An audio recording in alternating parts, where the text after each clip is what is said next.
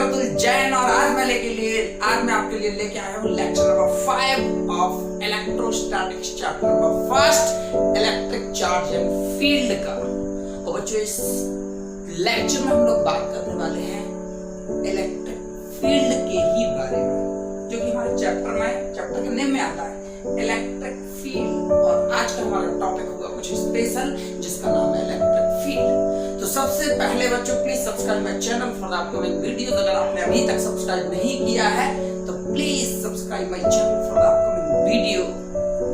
और बच्चों कॉपी निकालो, पेन निकालो, नोट्स बनाना चालू करो। और आज हम लोग बात करेंगे यहाँ पे इलेक्ट्रिक फील्ड के बारे में। और इलेक्ट्रिक फील्ड के बाद हम लोग यहाँ पे डिस्कस करेंगे आपका electric field due two point charge के लिए यहाँ पे एक छोटी सी डेरिवेशन हम लोग ड्राइव करेंगे।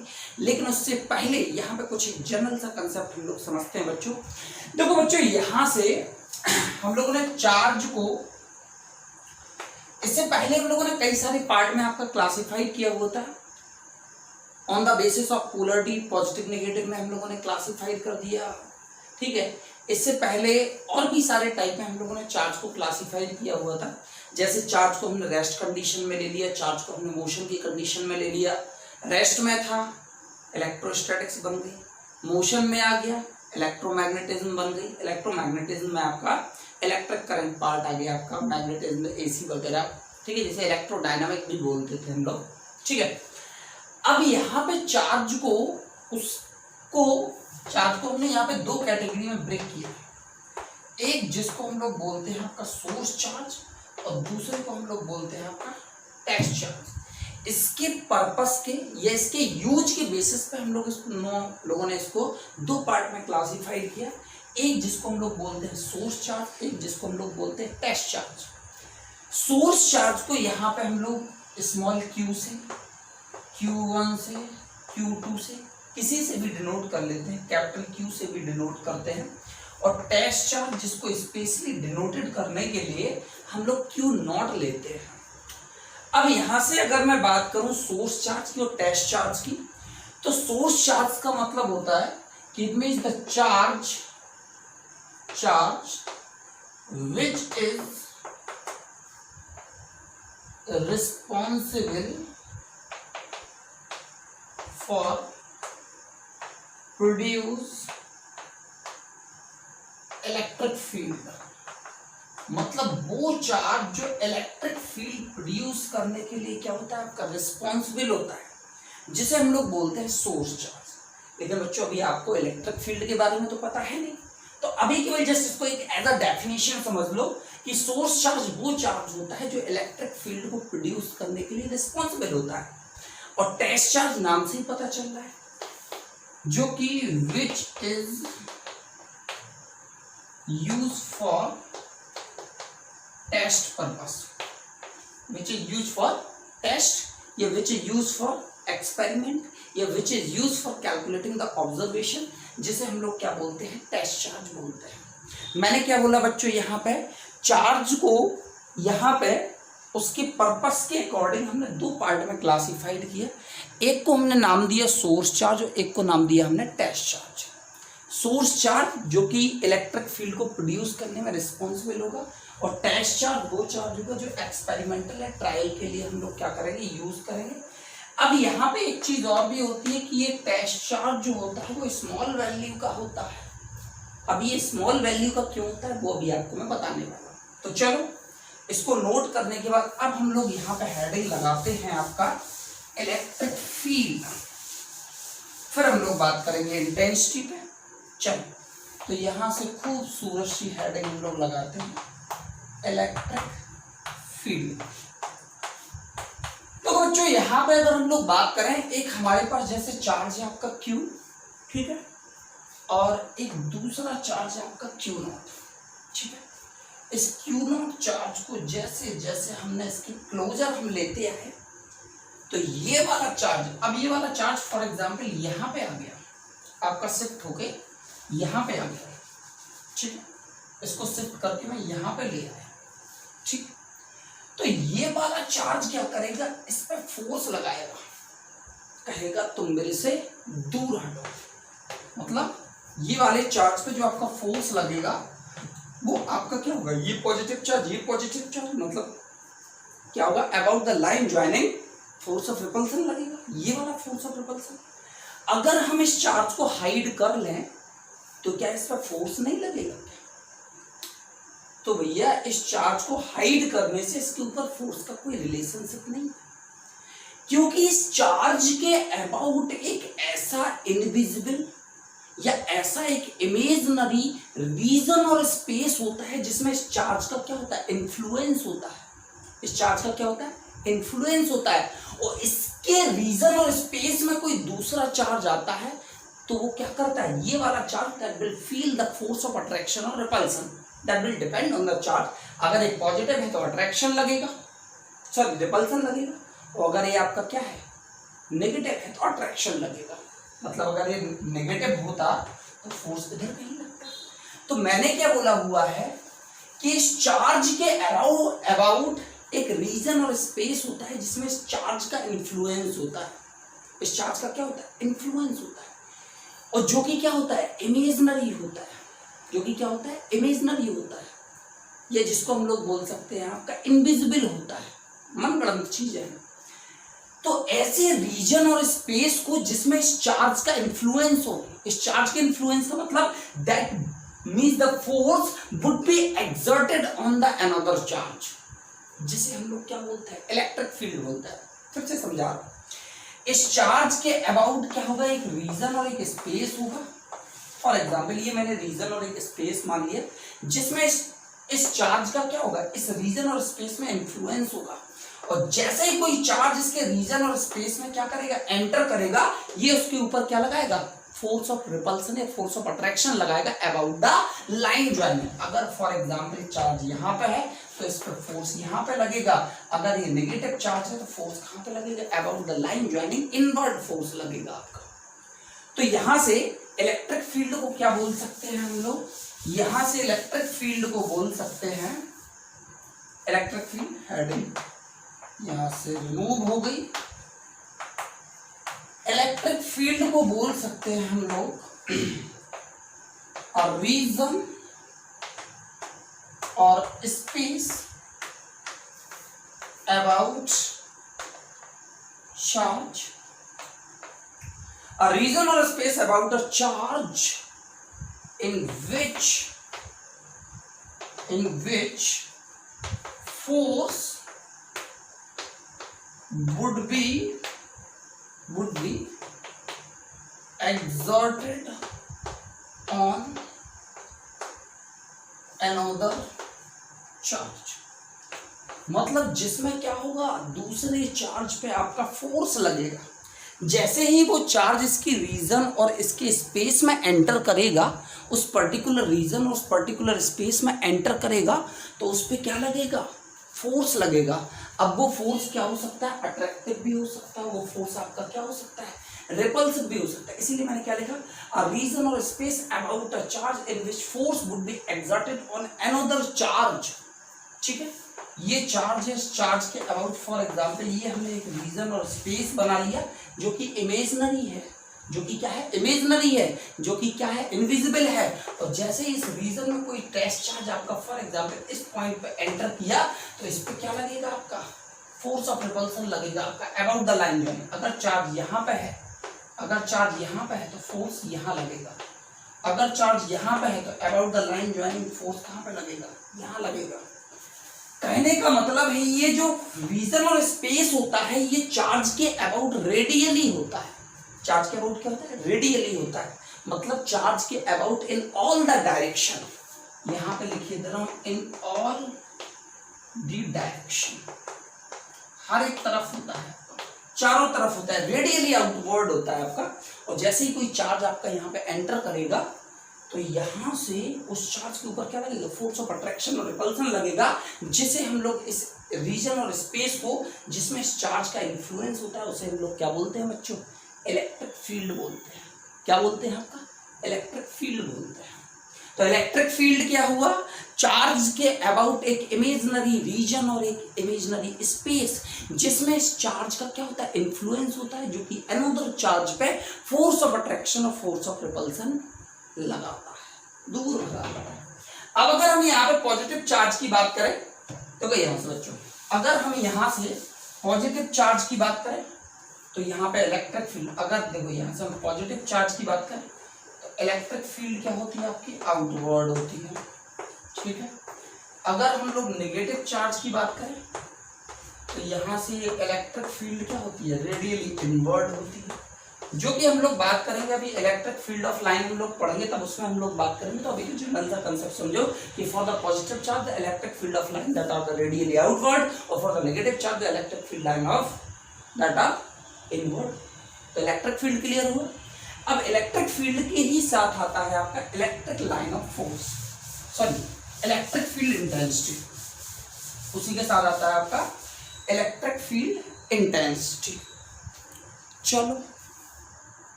चलो तो बच्चों अब हम लोग बात करेंगे यहाँ पे आपका इलेक्ट्रिक फील्ड इंटेंसिटी के बारे में। तो चलो अभी डेफिनेशन को छोड़ दो, यहाँ पे एक सिंपल सी चीज समझो। जैसे फॉर एग्जांपल ये हमारे पास क्या है, चार्ज है Q, और इस चार्ज का इन्फ्लुएंस कुछ इस तरीके से, ये चार्ज है और इस चार्ज का इन्फ्लुएंस वाला एरिया ये है आपका कुछ इस तरीके से। अब अगर हमने इस टेस्ट चार्ज को फॉर एग्जाम्पल इस पॉइंट पे ब्रिंग किया, ए पॉइंट पे, तो यहाँ पे क्या होगा, इस चार्ज को मैंने इस पॉइंट पे ब्रिंग किया तो फोर्स ऑफ रिपल्सन क्या होगा, कम होगा, क्योंकि ये अभी सोर्स चार्ज से क्या है, दूर है। मैं इसको और क्लोजर लेके आया, फॉर एग्जाम्पल बी पॉइंट पे लेके आया, फोर्स क्या हो जाएगा, एक ही कंपैरिजन में बढ़ जाएगा। अगर मैं इसको यहाँ पे सी पॉइंट पे लेके आया, फोर्स और बढ़ जाएगा। अगर मैं इसको और क्लोजर लेके आया, मतलब बी पॉइंट पे लेके आया, तो फोर्स और बढ़ जाएगा। मतलब जैसे जैसे जैसे जैसे मैं सोर्स चार्ज को मतलब यहाँ से जैसे जैसे मैं टेस्ट चार्ज को क्या कर रहा हूँ, सोर्स चार्ज की क्लोजर ला रहा हूँ, तो यहाँ पे क्या हो रहा है, force experience by test charge that are increasing.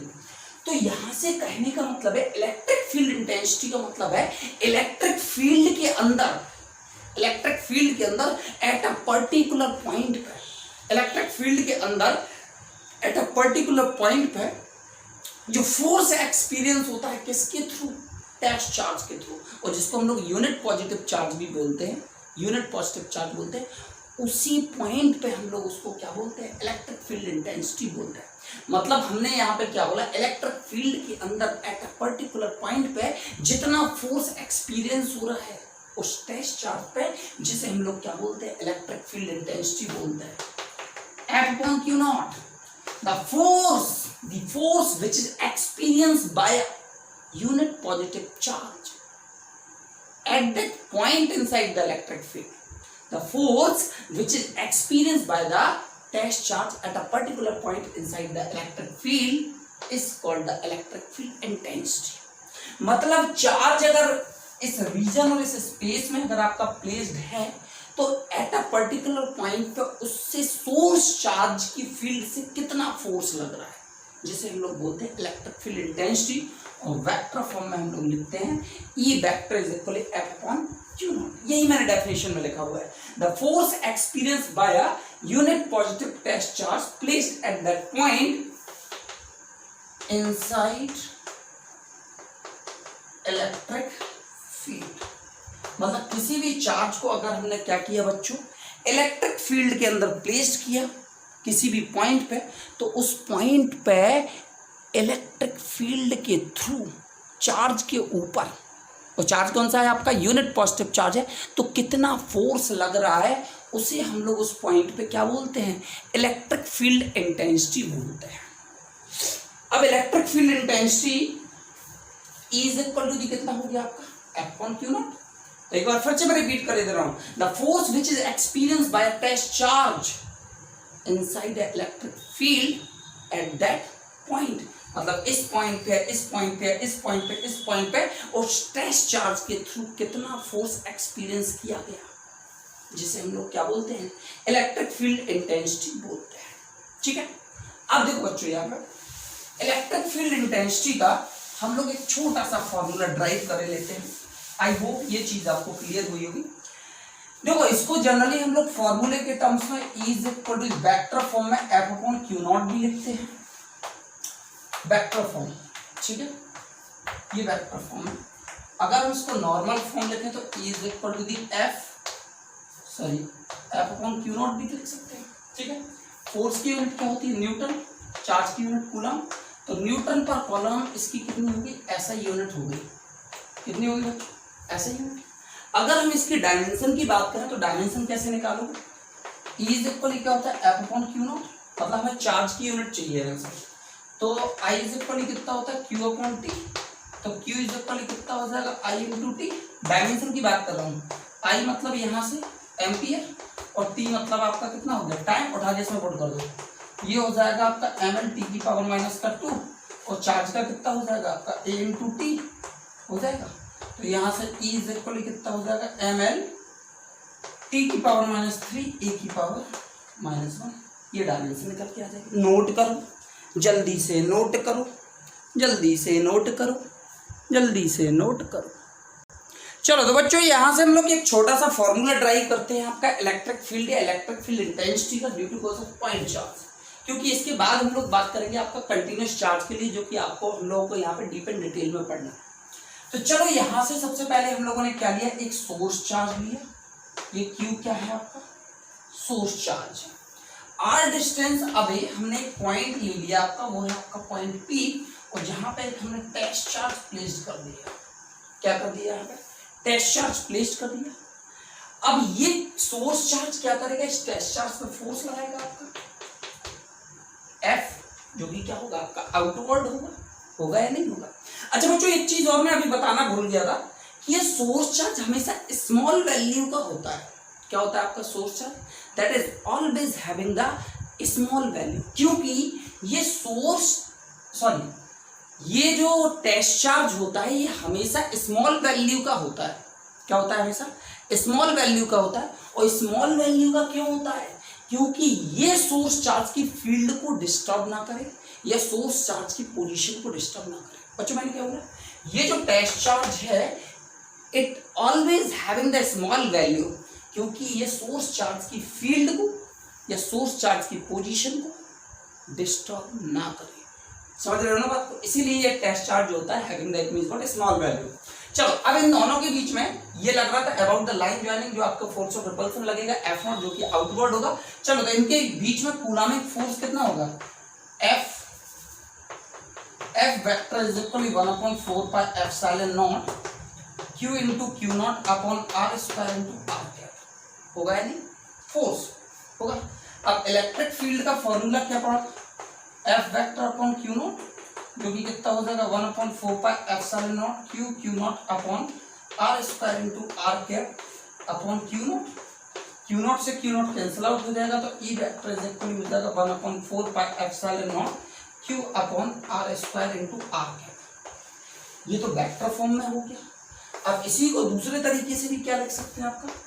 E vector is equal 1/4 pi epsilon not Q upon RQ into R vector. ये आपको पता है कि कैप को हम लोग कैसे बदलते हैं? यहाँ पे कैप को हम लोग क्या लिखते हैं? R vector upon mod of R, तो मॉड ऑफ R हो गया यहाँ पे कितना हो जाएगा? RQ। अब इसी को मैग्नीट्यूड फॉर्म में क्या लिखते हैं? Magnitude. E vector is equal vector हट जाएगा 1/4 pi epsilon not Q upon R square, और जिसका ग्राफ जो होता है इलेक्ट्रिक फील्ड का इन टर्म्स ऑफ R, जो कि कुछ इस तरीके से होता है R, और ये हो गया आपका E। मतलब यहाँ पे जैसे जैसे जैसे डिस्टेंस यहाँ पे कम होगी, इलेक्ट्रिक फील्ड की इंटेंसिटी या इलेक्ट्रिक फील्ड क्या होता चला जाएगा? कम होता चला जाएगा। ये ग्राफ बना हुआ है। आई होप बच्चों ये चीज आपको क्लियर हुई होगी। तो अब हम लोग आते हैं यहाँ पे दो क्वेश्चन जो कि बोर्ड में कई बार पूछे गए हैं, या इस टाइप के क्वेश्चन कई बार पूछे जाते हैं। तो नोट करते हैं क्वेश्चन नंबर फर्स्ट। चलो तो क्वेश्चन नंबर फर्स्ट है calculate the electric field strength. Calculate the electric field strength. Electric field या इलेक्ट्रिक फील्ड इंटेंसिटी या इलेक्ट्रिक फील्ड स्ट्रेंथ को एक ही सिंबल से डिनोट करते हैं, जो कि होता है आपका E। Required to just support a water drop, एक वाटर ड्रॉप है, ये आपकी कुछ इस तरीके से क्या हो रही है? फॉल हो रही है। इसके ऊपर क्या लग रहा है आपका? ग्रेविटेशनल फोर्स, जो कि mg कहाँ पे एक्ट होगा? आपका डाउनवर्ड डायरेक्शन में। अब इस ड्रॉप को क्या करना है? सपोर्ट करना है जिससे ये डाउनवर्ड डायरेक्शन में ना जाए। तो सीधी सी बात है, एक फोर्स आपका mg एक्ट हो रहा है डाउनवर्ड डायरेक्शन में, तो इतना ही फोर्स आपका कहां पे लगना चाहिए, इलेक्ट्रिक फोर्स अपवर्ड डायरेक्शन में। तो यहां से क्या हो जाएगी, the water drop that must be supported, supported a water drop, supported का मतलब वही लटकी रहेगा। एक फोर्स mg जितना आपका डाउनवर्ड डायरेक्शन में एक्ट होगा, उतना ही इलेक्ट्रोस्टैटिक्स फोर्स कहां पे एक्ट होना चाहिए, आपका अपवर्ड डायरेक्शन में एक्ट होना चाहिए, तभी तो ये क्या रहेगी, सपोर्टेड रहेगी आपकी। सिंपल सा, electrostatics force that must be equal to the weight which act in the downward direction due to cause of gravity mg। इस फोर्स को हम लोग क्या लिख सकते हैं, E इज इक्वल, अभी पढ़ा था हम लोगों ने F अपॉन क्यू नो, तो F इज इक्वल क्या लिख सकते हैं, E इंटू क्यू लिख सकते हैं। तो चलो यहां से E into Q is equal M into G, हमें निकालना है क्या, इलेक्ट्रिक फील्ड स्ट्रेंथ। तो E इज इक्वल कितना हो जाएगा, M into G upon Q. M mass कितना है आपका 10 टू द पावर -3, जी की वैल्यू है 9.8, और यहां से Q की वैल्यू कितनी है 1.6 इंटू 10 टू दी पावर -19। इसको जब हम लोग सॉल्व आउट करेंगे कितना आएगा 6.125 into 10 to the power 16 newton पर कूलम। नोट करो बच्चों, आई होप इस क्वेश्चन में कोई दिक्कत नहीं आई होगी। नोट करो नोट करो नोट करो। चलो अब हम लोग आते हैं क्वेश्चन नंबर 2 पे।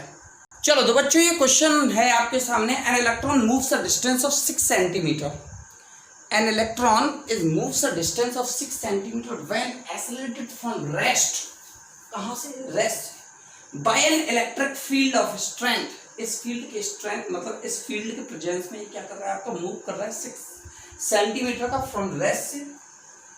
सबसे पहले एक चीज देखते हैं, इस क्वेश्चन में उसने पूछा हुआ है calculate the time of travel, मतलब क्या पूछ रहा है, यहां से टी पूछ रहा है, क्या क्या दिया हुआ है, डिस्टेंस में दिया हुआ है 6 सेंटीमीटर, रेस्ट से चलना स्टार्ट हो रहा है, u is equal to the 0, accelerated from rest by an electric field of the strength, electric field दिया हुआ है आपको 2 इंटू 10 टू द पावर 4 का, ठीक है, टी निकालना है।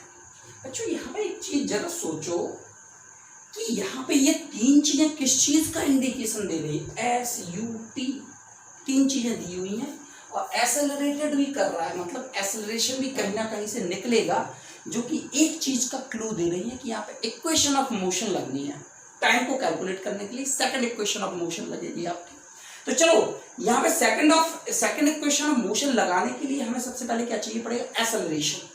तो यहां से उसमें क्या बोला हुआ है, जब आपका इलेक्ट्रॉन यहां से ट्रेवल कर रहा है, इलेक्ट्रॉन क्या कर रहा है, आपका ट्रेवल कर रहा है, तो चलो यहां से इलेक्ट्रिक फील्ड का फॉर्मूला क्या होता है, F अपॉन क्यू नॉट। चलो F अपॉन क्यू, बात किसकी कर रहा है वो, इलेक्ट्रॉन की, तो Q की जगह पे कितना हो जाएगा E, F इज इक्वल कितना हो जाएगा E इंटू ई। तो यहां से अब F को भी हम लोग क्या लिख सकते हैं, M इंटू ए लिख सकते हैं, E इंटू ई, तो A इज इक्वल हो जाएगा E into E upon M। Electric field कितनी गिवन है, 2 into 10 to the power 4, charge on electron 1.6 into 10 to the power 19 coulomb, और मास कितना गिवन है आपको 9 इंटू 10 टू द पावर -31। चलो मैं ऊपर वाला पार्ट यहाँ से हटा दे रहा हूँ।